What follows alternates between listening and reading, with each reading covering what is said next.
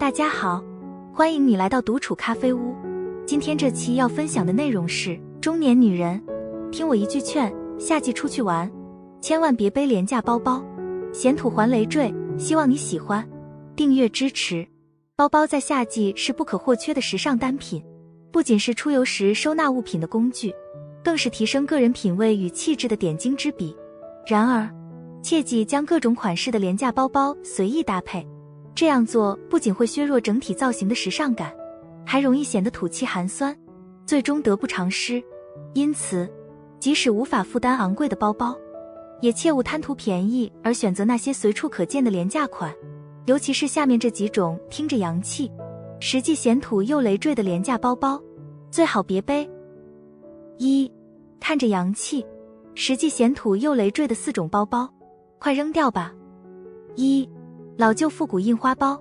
许多知名品牌的包包经常采用复古印花设计，深受消费者喜爱。然而，由于这些包包价格不菲，许多人望而却步，于是他们转而在批发市场或街头小摊上寻找价格低廉的仿制品，试图以假乱真。实际上，这些带有复古印花的大牌包包更多是品牌效应的体现。对于我们大多数人来说，即使花费高价购买，背着这样的包只会显得年龄大，不够时尚。相比之下，选择一款经典百搭的纯色包包更为实用和时尚。2. 大体积双肩包。在讨论实用性与美观性时，我发现许多人往往只关注其中一点。例如，大容量的双肩包虽然能装下短期旅行所需的日常用品，但人们常常忽略了设计平庸的双肩包对个人气质的负面影响，以及长时间背负带来的肩部不适。南方女人，个子娇小的群体不在少数，而随着年龄增长，中年发福更是常见。此时，背双肩包不仅容易加剧弯腰驼背、脖子前倾等体态问题，还会让整体形象显得缺乏美感。3. 不符合年纪的包。许多人背包包时有一些普遍的特点。年轻时喜欢显成熟的款式，但随着年龄增长，又喜欢孩子气的包，例如毛绒兔子包或带有卡通图案的包。年轻时，这样的设计看起来很可爱，但到了中年，这样的选择会让人感觉在故意显得年轻，很难展现出高雅的气质。更重要的是，这些包与我们成熟和优雅的气质不相匹配。4. 太前卫的铆钉包。不符合年龄的包包不宜选择，太过个性或非主流的铆钉包也应避免。包上的铆钉设计元素不仅复杂，还带有强烈的攻击性，容易给人留下尖酸刻薄、难以相处的印象。此外，这款包包的搭配难度较高，无论是搭配气质风格还是休闲风格，都会显得混搭过于浮夸和俗气，难以展现温婉大方。2. 洋气的女人都很会选包。这几个选包重点要记住。1. 包包的质感和做工很重要。年纪较大的女人在挑选手提包时，应该像挑选衣服一样仔细。首先，要关注包的质感，建议尽量选择真皮材质的包，而不是 PU 皮、帆布或塑料的。这些非真皮材质的包手感硬，而且常常有难闻的气味。真皮包，比如牛皮、羊皮或猪皮材质的，手感更佳，随着时间的使用会变得更加柔软，不易变形，显得优雅有品味。在挑选手提包时，还应该注意一些细节，比如检查包的走线是否整齐，拼接是否精细，以及底托是否结实。特别是底托的设计，它可以在放置包时减少包底与地面的摩擦，从而增加包的使用寿命。这些细节往往决定了一个包是否经久耐用。2. 款式简约大气。选择包包款式时，务必注重配色干净利落且不显沉闷，切忌将超过3种颜色拼接在包包上。同时，包包的轮廓和走线应以直线条为主，这2个要素若选择不当，会直接影响整体造型的美感。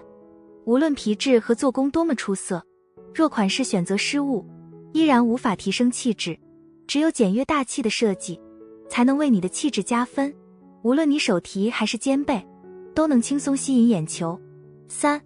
根据不同场合挑选包包。根据场合选择合适的包包至关重要。例如，在日常生活中穿着宽松休闲的服饰时，不建议选择外观过于硬朗的包包，而应倾向于柔软材质的款式，这能更好地烘托出休闲装带来的舒适与松弛感。而在正式场合，则应将目光投向精致且富有贵气的包包。这类包包与你的干练知性风格相辅相成，拿在手中能自然流露出一股职场精英气质。若再搭配真丝质地的连衣裙或版型挺刮的西装，更能瞬间提升气场。3. 包包也可以修饰身材，看不同款包包神奇效果。1. 上半身的短款包，显高显腿长。对于身材较矮的人来说，想要通过背包来显得更高挑，关键在于把视觉焦点向上移。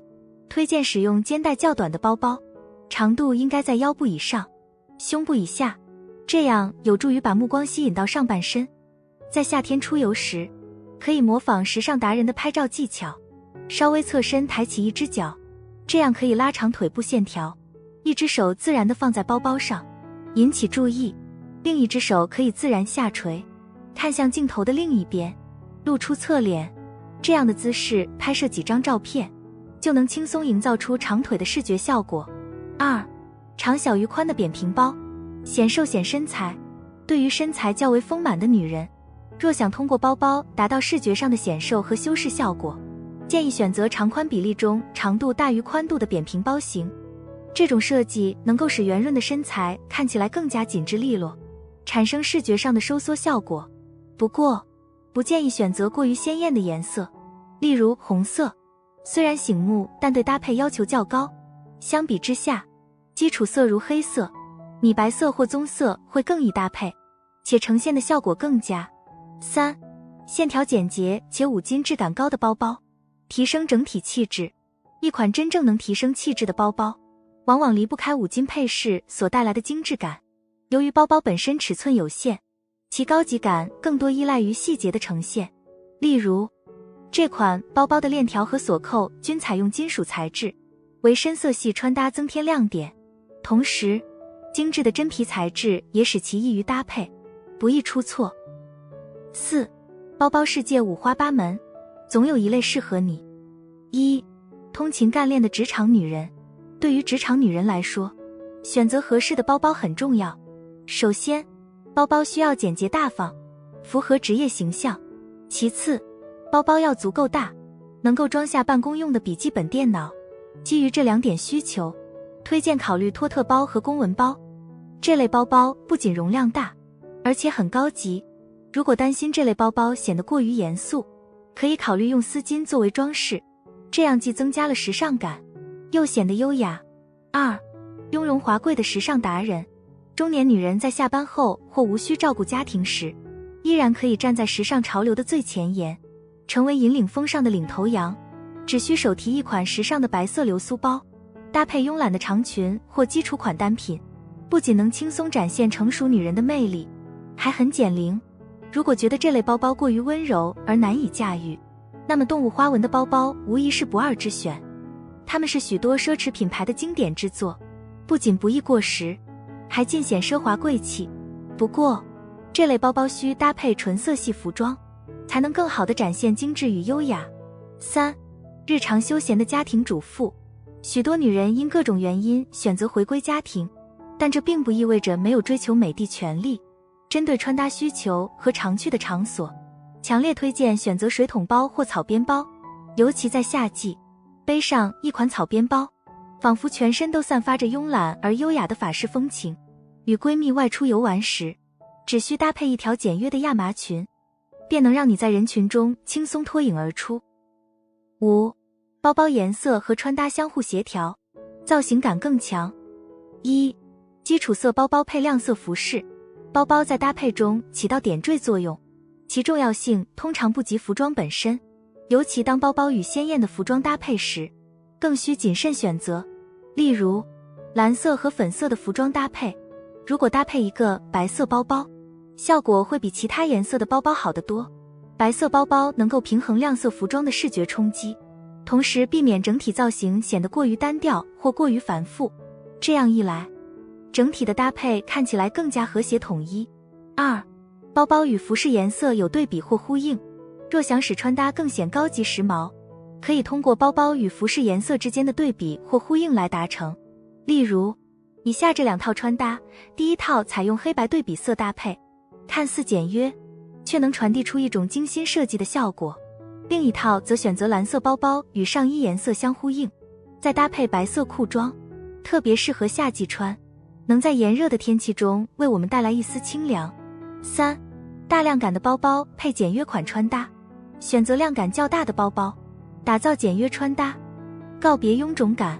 过于小巧的包包容易让整体造型显得单薄，而一款量感较大的包包则能提升造型的层次感，使穿搭更具吸引力。若选择带有装饰的包包，需注意其与整体穿搭量感的协调，避免过于突兀，以免产生臃肿感。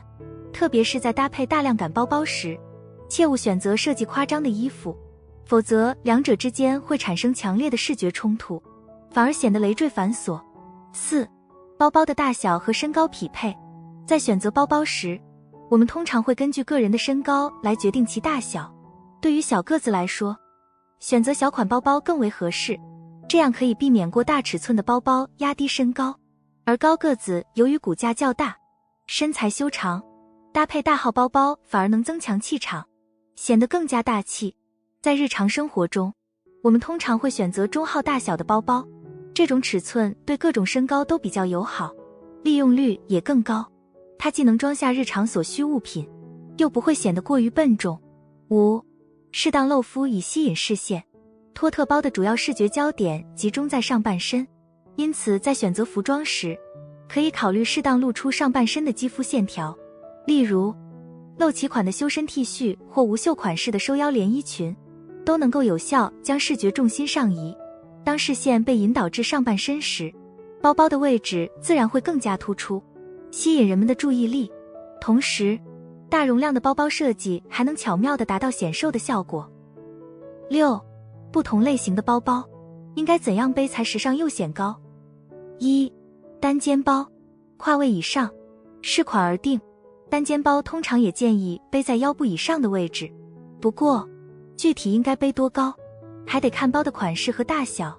如果单肩包比较大，可以稍微往下一点，这样更方便。而小一些，设计精美的单肩包，则更适合背在较高的位置，这样更能突出它的精致和美观。2. 斜挎包，腰窝处。斜挎包的最佳位置是在腰窝处，即腰部最细的地方，这样既能凸显腰部线条，又能保持整体造型的平衡感。同时也要避免将斜挎包背得过低，以免产生视觉分割线。3. 腋下包，侧胸处。腋下包应紧贴身体，斜挎于侧胸位置，并在侧面形成一个灵动的三角形。这种背法不仅能提升视觉重心，达到显高显瘦的效果，还能展现干练利落的气质。但需注意，包包不宜离身体太远，以免显得松垮不协调。4. 手提包，侧臀位。手提包通常建议握在手中或挂在手腕上，然而如果需要将其挂在手臂上，建议挂在侧臀位置。这样的携带方式不仅能保持手臂的自然下垂，还能有效避免包包晃动影响行走，同时也不会显得过于刻板或老气。5. 彩色包包越小越好搭。想要更有时尚活力，那么建议入手一款精致的彩色包包。小巧的彩色包包可以作为整体造型的点缀，增加亮点和活力，而不会过于突兀。但对于彩色包包，尤其是鲜艳的颜色，最好选择小巧的款式。7. 大包选浅色，更有平衡感。选择大包时，建议避免使用彩色款式。对于大包而言，浅色系往往能带来更好的平衡感。浅色不仅能有效减轻大包带来的视觉沉重感，使整体造型更显轻盈和谐。此外，浅色大包更容易与其他服饰搭配，从而提升整体造型的时尚感和协调性。女人不管到了多少岁，都不要背廉价包包，不需要价格多昂贵，款式多新颖，只有适合自己并有品质的包包，才能提升时尚品味和气质。明天，让我们一起选个漂亮包包出门吧。便利店买1送1的速溶咖啡喝了10年，商场打折的过季衣服挂满衣柜，朋友一句帮忙就放下手头所有事。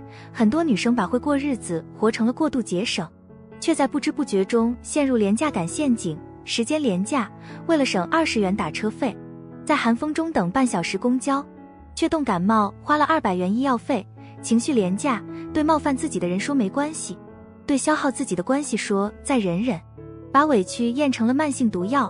梦想廉价，想报的课程嫌贵，想闯的事业怕输，把以后再说过成了永不实现。作家一书说，真正有气质的淑女，从不炫耀她所拥有的一切。真正的贵，不是物质的堆砌，而是对自己人生的定价权。你如何对待时间、情绪、梦想，就是在如何定义自己的价值。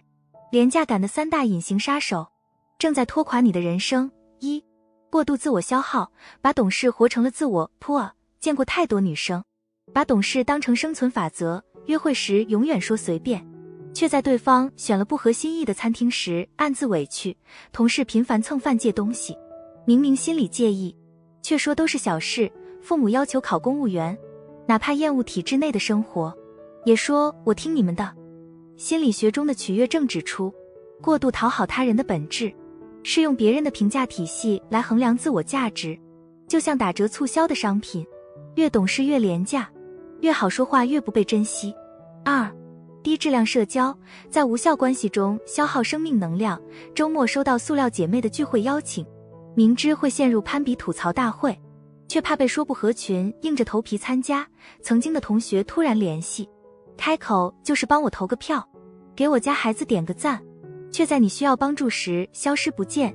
社交媒体上点赞之交无数，却在深夜崩溃时找不到一个能打电话的人。人类学家罗宾·邓巴提出150社交定律，真正有效的社交圈不超过150人，而核心只有不超过5人。把时间浪费在点赞之交和情绪吸血鬼身上，只会让你的人生变得廉价而苍白。3、思维贫困，用省钱逻辑代替增值思维，为了省500元，买了一堆用不上的廉价化妆品，最后全部闲置。为了省2000元学费，拒绝了能提升职场竞争力的课程，错失晋升机会。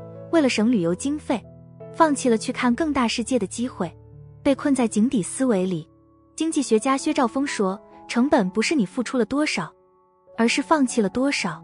当你用省钱代替投资，用凑合代替追求，你放弃的不仅是眼前的机会，更是未来的可能性。女生变贵的正确打开方式，从性价比到新价比。1、时间很贵，学会对无效消耗说不，设置时间止损点，通勤超过1小时的工作不选，消耗情绪的无效社交不去，让你持续内耗的关系不留。用时间置换法投资自己，每天花1小时读书、运动、学习技能。5年后你会感谢今天的自私，把时间卖给高价值人和事，远离垃圾人，靠近能让你成长的导师，能激发灵感的环境，能点燃热情的事业。2、情绪很贵，做自己情绪的甲方，建立情绪边界，明确哪些行为会伤害我，哪些话语我绝不接受，并坚定地传达给他人。学会情绪断舍离，定期清理让你焦虑、自卑、内耗的人和事，就像清理手机缓存一样果断。用情绪定投滋养自己，每周给自己买1束花，每月看1场展，每年去一个陌生的城市，让美好情绪成为生活的刚需。3、梦想很贵，别让现实谋杀你的可能性。列出人生非做不可的10件事，不管多不切实际，先写下来，再一步步拆解成可执行的计划。允许自己试错，20岁学舞蹈太晚，30岁转行太冒险。人生没有正确时间，只有要不要开始。把梦想成本计入人生预算，每年拿出收入的10%投资梦想，哪怕只是报1门课，买1套装备，都是在为未来的自己铺路。真正的贵女生都活成了不打折的模样。见过年薪100万的女高管，穿着平价西装却气场十足，因为她的自信比名牌更耀眼。